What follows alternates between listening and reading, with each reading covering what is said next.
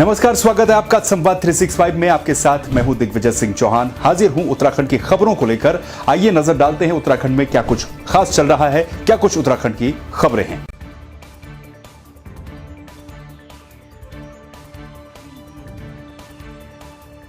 बागेश्वर कुमाऊं मंडल के भ्रमण कार्यक्रम के तहत बागेश्वर जिले के दौरे पर पहुंचे डीजीपी अशोक कुमार विकास भवन सभागार में जनसंवाद कार्यक्रम में पहुंचे। उन्होंने जनसंवाद कार्यक्रम के तहत एक एक कर लोगों की जन समस्याओं और सुझावों को सुना। जिले में यातायात, पार्किंग, अवैध शराब, मादक पदार्थों, नशा तस्करी, ऑनलाइन ठगी जैसे विषयों पर विस्तृत रूप से चर्चा की गई। उन्होंने कहा कि पुलिस विभाग में पुलिस कर्मियों की भारी कमी बनी हुई है और हरिद्वार कुंभ के बाद 2000 पुलिस कर्मियों की भर्ती राज्य में आयोजित की जाएगी।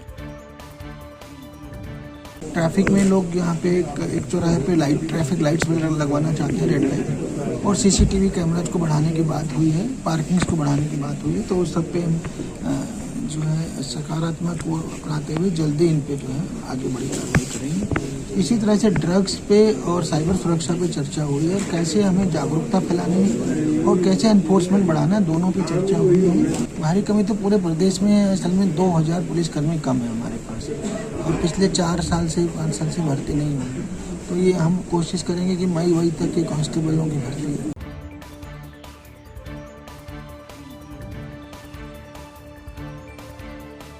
पौड़ी में दिशा यानी कि जिला विकास समन्वय और निगरानी समिति की बैठक मात्र औपचारिकता भरी ही रही। दिशा के अध्यक्ष और गढ़वाल सांसद तीरथ सिंह रावत बैठक में पहुंचे और कुछ देर ही मौजूद रहे। इस दौरान उन्होंने बस कुछ ही विभागों की चर्चा की। वहीं जब अधिकारियों ने उन्हें अपनी समस्याओं से अवगत करवाया तो सांसद देरी का हवाला देकर उन्हें चुप कराते रहे।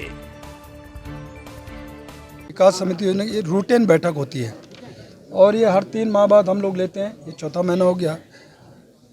पिछली बार कुछ मुद्दे विषय हर डिपार्टमेंट के आए थे, जितने भी विभाग सारे हैं, केंद्र से लेकर स्टेट गवर्नमेंट के, सड़क से लेकर पानी तक, शिक्षा से लेकर के बैंक तक, मुद्रा, ये सारा उद्योग सभी एनीबडी, उनकी पहले गत समय की जो रिपोर्ट थी वो सामने आई है, कितना उस पर प्रगति हुई है, काम हुआ है और आगे फिर उसमें हमको क्या करना है, ये एक चर्चा, ये विषय रहा।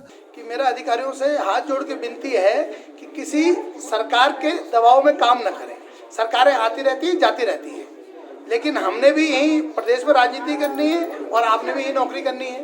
तो ये चीज़ें ना हो कि आगे कल सरकारें जाएंगी तो तब ये चीज़ें आगे खुलती हैं। जब आपको ही लगता है कि सदन भाई फुल प्लेस नहीं है, सदन को काम करने की पावर नहीं है, तो सदन ही खत्म कर दें ना, पंचायतें खत्म कर दें, विधायक और सांसद ही सब चलाएं पूरा प्रदेश। फिर क्यों रखे हैं पंचायतों को? पंचायत खत्म करें, नगर पालिका खत्म करें, बस अपने आप ही सब दुकान खोले और चलाएं उसको। हमारे तीरथ सिंह रावत जी के संदेश में मिला है कि हमारे 2000 जब से हमारे चुनाव लड़े हैं तब से हमारे यहाँ पे कोई भी विकास कार्य जो नहीं हो पाया है, न राज्य विधि का, न खेती विधि का। तो उन्होंने भी इस बार में यही बोला है कि भाई जो है कि आपका मत है और इसमें किस तरह की जाँच की जा रही है, जो सरकारी योजना की जाँच काम नहीं हुए, और उन्होंने आश्वासन दिया है कि उन्हें उनसे बात करके हम इसका सोल्यूशन निकालेंगे। तो उम्मीद करते हैं कि इसका अच्छा रिजल्ट निकलेगा।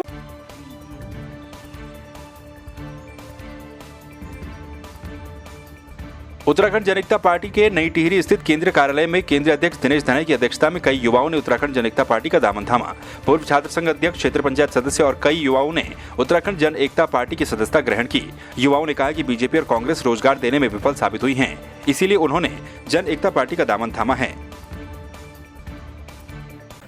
दर्जनों लोगों ने आज उत्तराखंड जन एकता पार्टी ज्वाइन की है। निश्चित तौर पे उत्तराखंड जन एकता पार्टी मजबूती की ओर अग्रसर है और टिहरी विधानसभा में मैं समझता हूँ कि जो विपक्षी पार्टियां हैं, चाहे वो राष्ट्रीय दल है, उनको कार्यकर्ताओं के लाले पड़ जाएंगे। तो आज युवा उत्तराखंड जन एकता पार्टी की तरफ देख रहे हैं। उन्हें उम्मीद है कि उत्तराखंड जन एकता पार्टी उनके सपनों को साकार करेगी और उत्तराखंड जो भी सरकार बनेगी वो उत्तराखंड नौजवानों की भागीदारी होगी, इनकी जो जन भावना है उनका सम्मान होगा सरकार में, और जो भी सरकार बनेगी उनको इनकी बात माननी पड़ेगी। इतने हैं, अभी एक नौजवानों का पूरा एक सैलाब आएगा और मुझे लगता है कि जो नौजवान है वो एक बहुत लंबे समय तक कार्य करने वाला है पार्टी में रहकर, और लंबे समय तक कार्य करेंगे। और सभी नौजवानों के अंदर एक जोश है, जुनून है और कुछ करने का जुनून है, क्योंकि उत्तराखंड जन एकता पार्टी हमारे क्षेत्रीय दल है।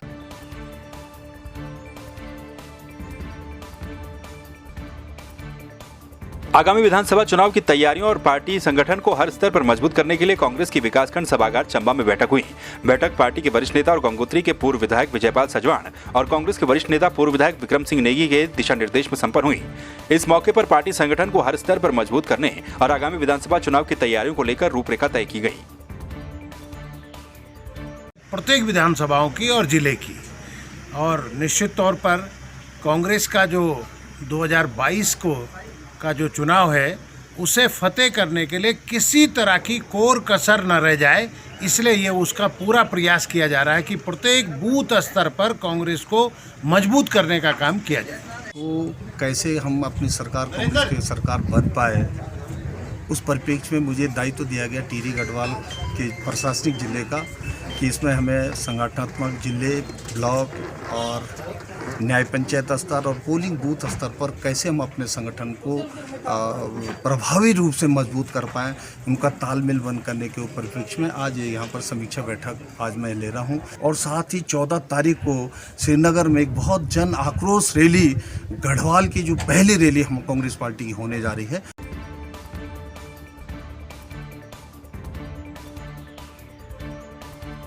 गढ़वाल मंडल विकास निगम के अध्यक्ष और धनोल्टी के पूर्व विधायक महावीर सिंह रांगड़ के पिताजी जीत सिंह रांगड़ का लंबी बीमारी के बाद निधन हो गया। उनका अंतिम संस्कार शनिवार सुबह को उनके पैतृक घाट में किया गया। उनकी अंत्येष्टि में सैकड़ों की संख्या में लोग पहुंचे।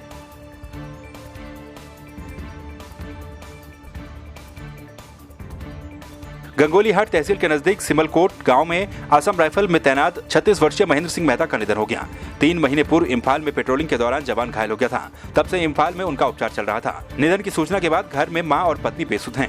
शनिवार को जवान का पार्थिव शरीर लेकर सेना के जवान घर पहुंचे, जहां गार्ड ऑफ ऑनर के साथ रामेश्वर घाट पर अंत्येष्टि की गई।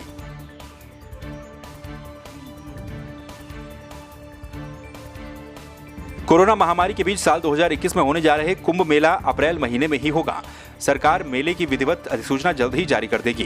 2021 का कुंभ मेला 11 साल के अंतराल के बाद हरिद्वार में आयोजित किया जा रहा है। हरिद्वार के व्यापारियों को भी कुंभ का इंतजार रहता है। हाल ही में नगर प्रवेश करते हुए संतों ने पेशवाई निकाली, जिसे देखने के लिए काफी संख्या में लोग घरों से निकले। घर में थे और सभी लोग इस समस्या से जूझ रहे थे। आज मार्च दोबारा आ गया है। कोशिश ये है कि उस जो बंदिशें लगी हुई थी उनको भूलते हुए अब एक नए दौर में हमने प्रवेश किया है। लेकिन नए दौर में प्रवेश करते हुए भी विथ सैनिटाइज़र और मास्क हमने यहाँ ज़रूरी किया है और उम्मीद ये है कि सबको हम अच्छी तरह से एंटरटेन करें।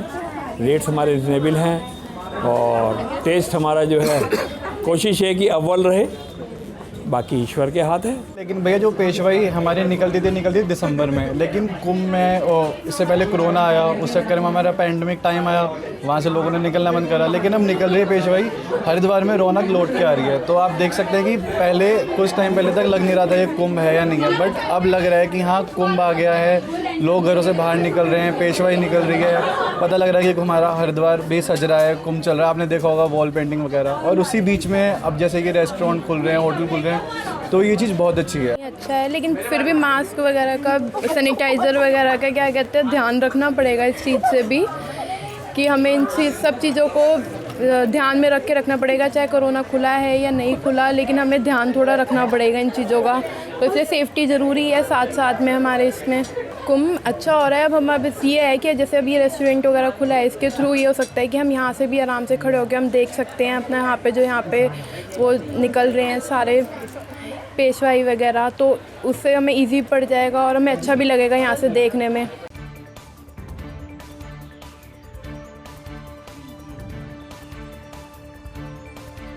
मार्च 2020 में जब कोरोना संक्रमण ने अपने पांव पसारने शुरू किए थे तो उसके बाद लॉकडाउन लगाना पड़ा था। उसके ठीक 1 साल के बाद स्थिति बदली हुई नजर आ रही है। हरिद्वार में स्कूली टीचरों ने कोविड नियमों के साथ क्राफ्ट की क्लास लगाकर एक संदेश देने का कार्य किया। क्लास की संचालक नीरू जैन ने बताया कि जिस तरह से उत्तर प्रदेश सरकार द्वारा लगातार स्कूलों को खोलने की कवायद की जा रही है, उसी तरह से उत्तराखंड में भी स्कूल खुल रहे हैं और लगता है कि जल्द ही स्थिति सामान्य हो जाएगी।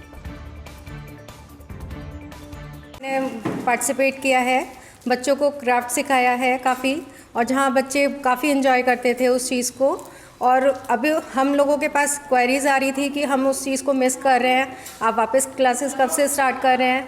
तो हमने ये सोचते हुए कि अब बच्चों की समर वैकेशन आ रही है कोविड को ध्यान में रखते हुए सोशल डिस्टेंसिंग, मास्क, सैनिटाइज़र वगैरह का सब चीज़ों का यूज़ रखकर हम वापस क्लासेस स्टार्ट करने जा रहे हैं और आशा है आप लोग हम सब लोगों का सहयोग करेंगे। यहाँ एक क्राफ्टशाला मैम चलाती हैं और जिसका आज यहाँ पे मैम ने फ्री वर्कशॉप दिया था। बच्चों ने आज कार्ड्स बनाए जिसमें बच्चों ने खूब इन्जॉय किया और अराउंड 40 to 50 बच्चे थे यहाँ पे अलग अलग स्कूल से और उन लोगों ने काफ़ी एक्साइटमेंट के साथ कार्ड्स बनाए और उनको बहुत अच्छा लगा। बच्चों ने किट के थ्रू हम लोग जैसे उनको बताते चले गए वैसे उन लोगों ने काफ़ी अच्छे कार्ड्स बनाए। इसमें हम लोग क्राफ्ट का बच्चों को सिखाते थे और जिसे काफ़ी टाइम चलाया भी और बच्चों ने बहुत और लेडीज़ ने भी काफ़ी एंजॉय भी किया था।